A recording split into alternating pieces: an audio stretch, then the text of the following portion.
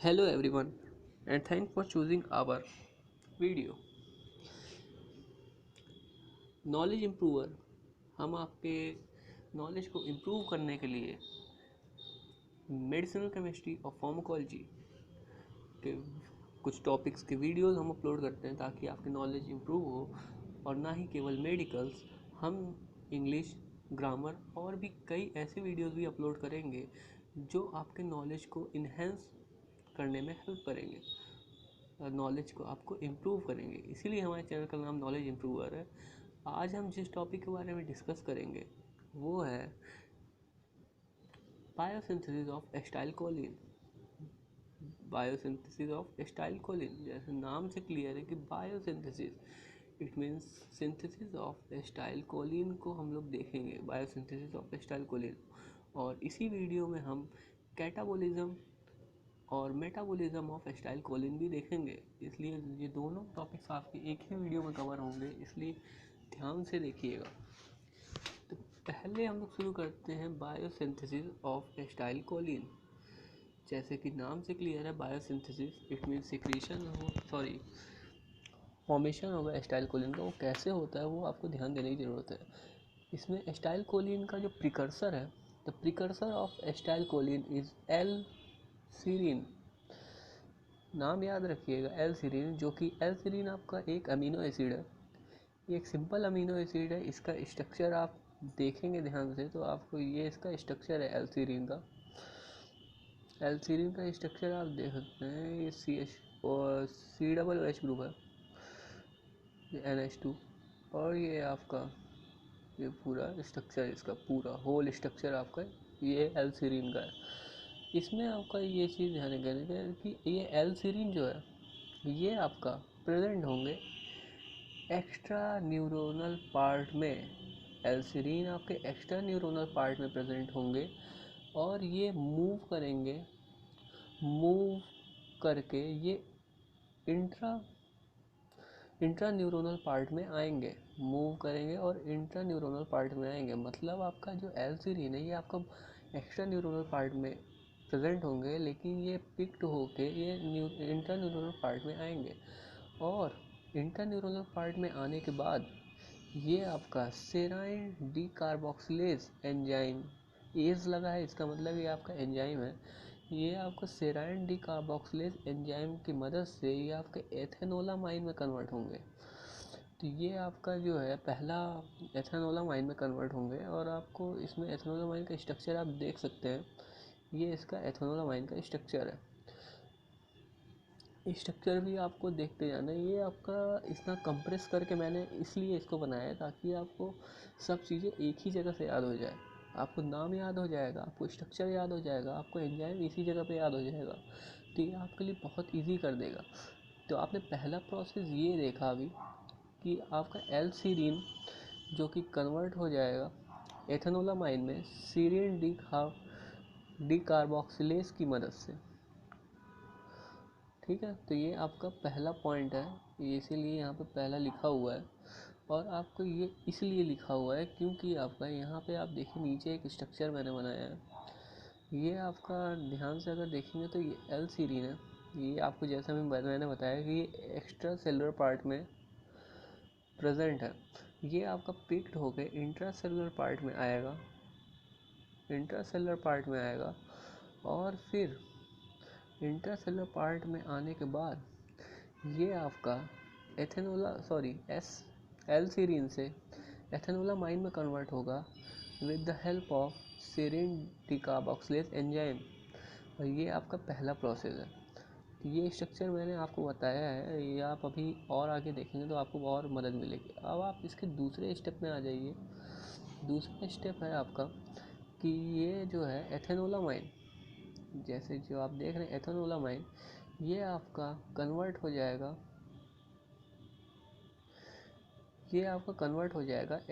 Colin में।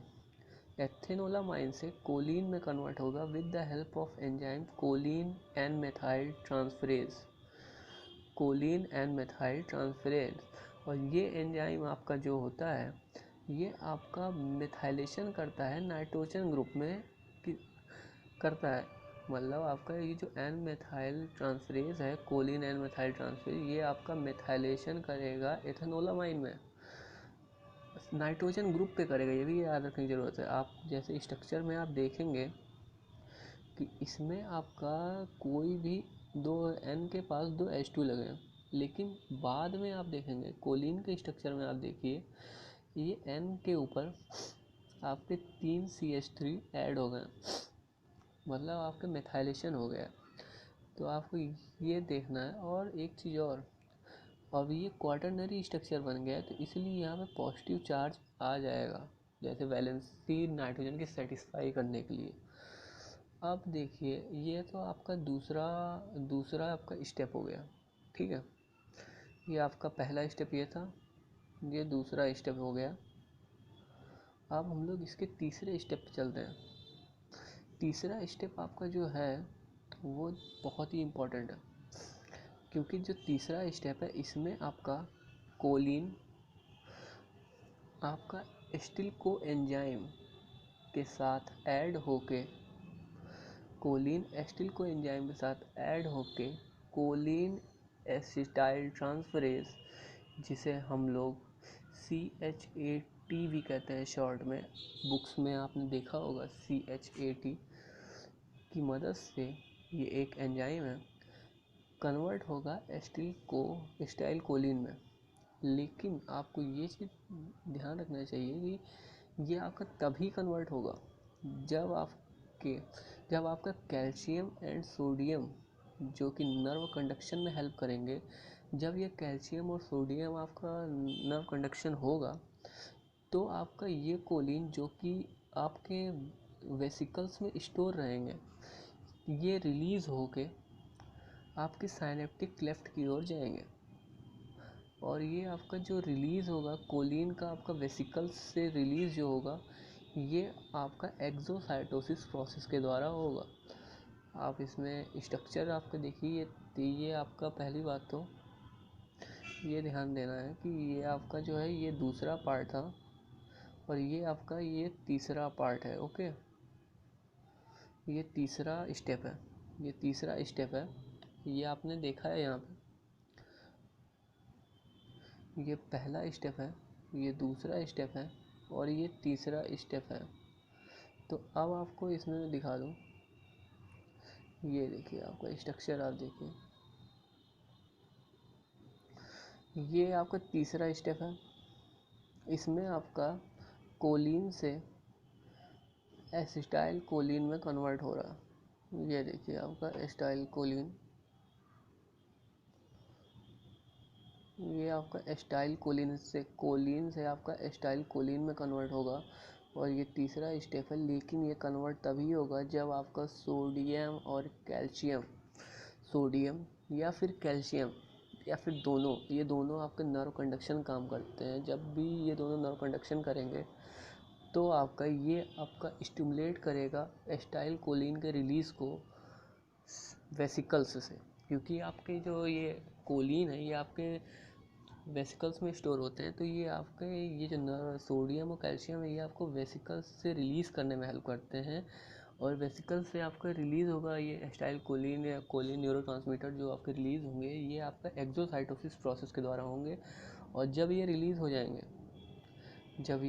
जाएंगे तो आपका ये साइनेप्टिक क्लेफ्ट में आएंगे। ये आपका साइनेप्टिक क्लेफ्ट एरिया है, ये आप साइनेप्टिक क्लेफ्ट में आएंगे और आपका जो है ये आपके ये न्यूरोट्रांसमीटर ये रिसेप्टर से बाइंड हो जाएंगे, जो कि पोस्ट साइनेप्टिक रिसेप्टर है। तो ये आपका पूरा प्रोसेस है। यहाँ पे आपका एसिटाइल कोलिन का रिलीज़ हो गया है, सॉरी सिंथेसिस हो गया है। तो ये आपका पूरा प्रोसेस आपका एसिटाइल कोलिन का बायोसिंथेसिस है, इसमें बायोसिंथेसिस ऑफ एसिटाइल कोलिन। आपको स्ट्रक्चर देखते जाना है सबका। ये आपका एसिटाइल कोलिन का स्ट्रक्चर है, ये आपका कोलिन का स्ट्रक्चर है और ये आपका एथेनोलामाइन का स्ट्रक्चर है और ये आपका जो है एल सीरीन का स्ट्रक्चर है। और आपके एंजाइम भी याद रखने हैं। एल सीरीन से एथेनोलामाइन को कन्वर्ट करने के लिए आपको सेरीन डिकार्बोक्सिलेज एंजाइम की ज़रूरत पड़ेगी।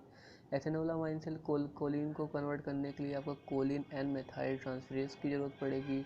और कोलिन से एसिटाइल कोलिन में कन्वर्ट होने के लिए आपको कोलिन एसिटाइल ट्रांसफरेज की ज़रूरत पड़ेगी, जिसे हम लोग शॉर्ट में CHAT कहते हैं। लेकिन ये आपका तभी कन्वर्ट होगा जब आपको कैल्शियम और सोडियम का इंडक्शन होगा। और आपका ये कोलिन, आपका कोलिन प्लस एस्टाइल कोलिन दोनों जब मिल जाएंगे तब आपका कोलिन प्लस एस्टिल को एंजाइम, ये दोनों जब मिल जाएंगे तब आपका एस्टाइल कोलिन का फॉर्मेशन करेंगे। तो ये आपका हो गया बायोसिंथेसिस। अब हम लोग आते हैं इसके सेकंड पार्ट पे, it means catabolism of acetyl Colin. तो कैटाबोलिज्म आपका जो है, कैटाबोलिज्म में ब्रेकडाउन होता है।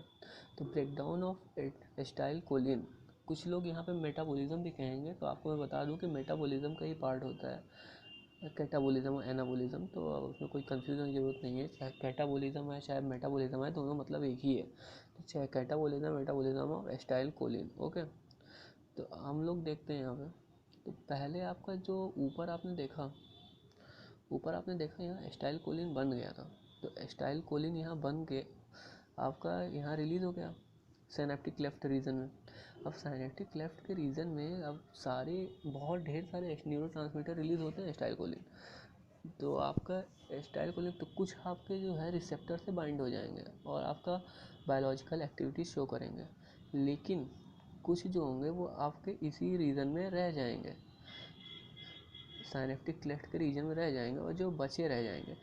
तो ये जो आपके एस्टाइल कोलिन है, ये आपका जो होता है इसी साइनेप्टिक क्लेफ्ट के रीजन में आपका जो है एस्टाइल कोलिनेस्टरेज एक एंजाइम प्रेजेंट होता है, जिसे हम लोग शॉर्ट में ACHE कहते हैं एब्रीवेटेड फॉर्म में। ACHE एब्रीवेटेड फॉर्म कहते हैं। ये आपका साइनेप्टिक क्लेफ्ट में प्रेजेंट होता है। तो ये आपका जो है वो जो एस्टाइल कोलिन यहाँ पे रहते हैं, है ना, जो आपके एक्सेस में एस्टाइल कोलिन है या फिर जो एक्सटाइल कोलिन आपको बचे रह गए, इनको ये एस्टाइल कोलिनेस्टरेज आपका एसीटेट और कोलिन में ब्रेक डाउन करता है, एस्टेट और कोलिन में। और ये आपका एस्टेट का स्ट्रक्चर है और ये आपका कोलिन का स्ट्रक्चर है।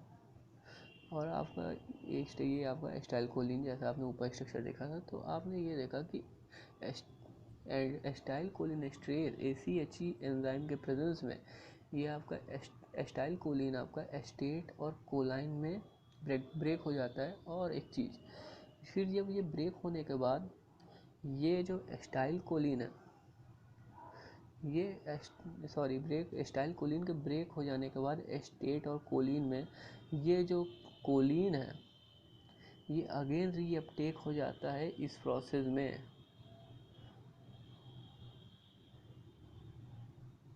इट मीन्स आपका जो कोलिन आपने देखा अभी, है ना, ये जो कोलिन आपने देखा, ये आपका जो है ये रीअपटेक हो जाता है इसी में, फिर से इसकी साइकिल चलने लगती, फिर ये आपका उसी पोजीशन पे आ जाता है और फिर ये कोलिन आपका अगेन एस्टिल को एंजाइम से बाइंड होकर आपका एस्टाइल कोलिन बनाएगा और कोलिन एसाइल ट्रांसफरेज की हेल्प से, और फिर आपका जो है ये प्रोसेस और आगे आएगा, फिर ये और आगे आएगा। तो इट मीन ये आपकी एक साइकिल बनती जाती है। तो ये साइकिल आपका पूरी हुई। तो इट मीन आपका ये जो इतना रीज़न है, मतलब एस्टाइल कोलिन के रिलीज़ होने के बाद का जो रीज़न है, ये आपका कैटाबोलिज्म है। इसमें ब्रेकडाउन और कैटाबोलिज्म और मेटाबोलिज्म है। और ये जो रीज़न है आपका, ये आपका बायोसिंथेसिस है। ओके, तो आपको ये वीडियो कैसा लगा हमें कमेंट करके ज़रूर बताइए। अगर आपको ये वीडियो अच्छा लगा तो लाइक और सब्सक्राइब कर दीजिए और अपने दोस्तों से शेयर करिए, ताकि ये वीडियो उन तक पहुंच जाए जिनको इनकी ज़रूरत है। और बस, अगर आपको ये वीडियो अच्छा लगता है तो लाइक और सब्सक्राइब कर दीजिएगा। अगर आपको हमसे कोई इम्प्रूवमेंट चाहते हैं, या फिर हमें कोई चीज़, या हमने कोई चीज़ गलत कर दी हो इस वीडियो में, या फिर हमसे हम अपने किस तरीके से इसको इम्प्रूव कर सकते हैं इस पढ़ाने का तरीका, तो आप हमें ये बताएं कि हम कैसे क्या गलती कर रहे हैं, तो हम उसको इम्प्रूव करने की पूरी कोशिश करेंगे। ओके, तो बस आज के लिए वीडियो इतना ही। Thank you. अगर आपको अच्छा लगा और कनेक्टेड रहिए हमारे साथ।